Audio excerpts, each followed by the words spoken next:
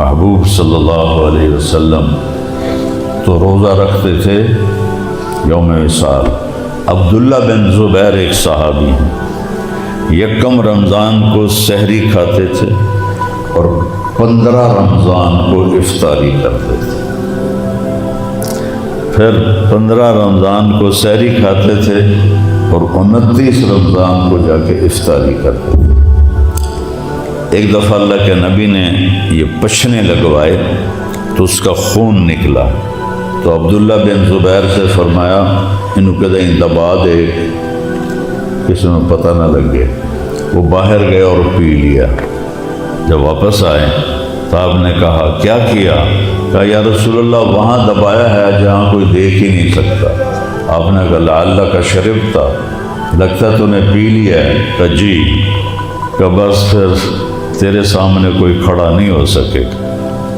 تو ایک دفعہ پہلوانوں کی، شاہ سواروں کی بات ہو رہی تھی، فلاں ایسا فلاں ایسا، تو کسی نے کہا عبداللہ بن زبیر کا آپ لوگ نام نہیں لے رہے۔ کہا وہ کوئی انسان تھوڑا ہی ہے، وہ تو جن ہے۔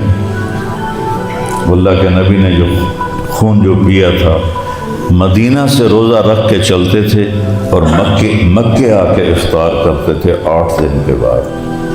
اور کیسے سفر تھے اونٹوں کے اور کیسے مشکل، لیکن اللہ نے ان کو ایسی طاقت بخشی تھی۔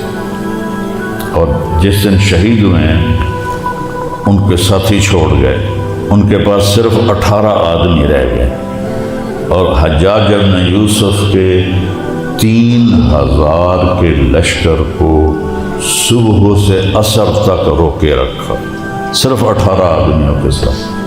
آخر حجاج بدبخت نے کہنے لگا انہوں پتھر مارو یہ سوچ کوئی نہیں ٹھانا، تو وہ اوپر سے انہوں نے نا وہ غلیل ہوتی تھی اس کے پتھر حرم شریف کے اندر تھے، تو کچھ دیر کے بعد ایک پتھر یہاں لگا، اتنا بڑا پتھر تھا، تو ایک دم خون نکلا، تو انہوں نے شعر پڑھا۔ شاعری تو ان کی فطرت میں تھی، وَلَسْنَا عَلَى الْآقَابِ تَدْمَا قُلُومُنَا وَلَكِنْ عَلَى الْأَقْدَامِ تَقْطُرُ الدِّمَاءُ۔ ہم وہ نہیں ہیں جو پیٹھ پہ زخم کھا کے ایڑیوں کو رنگین کرتے ہیں۔ پیٹھ پہ خون نکلے گا تو ایڑیوں پہ آئے گا نا۔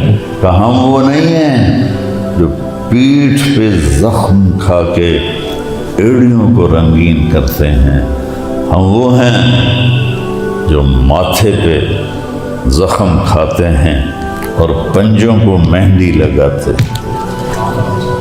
اور یہ کہہ کر وہ گر گئے، اتنا بھاری پتھر تھا۔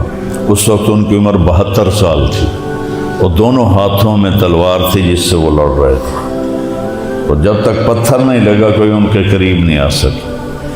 جب وہ گرے تو سوڈانی، ان کی بدقسمتی تھی ان کی شہادت کی، تو جب وہ گرے نا تو انہوں نے ایک شعر پڑھا، اسماء ان قتلت لا تبکین۔ اسماء ان کی ماں کا نام تھا نا، ابوبکر صدیق کی بیٹی تھی۔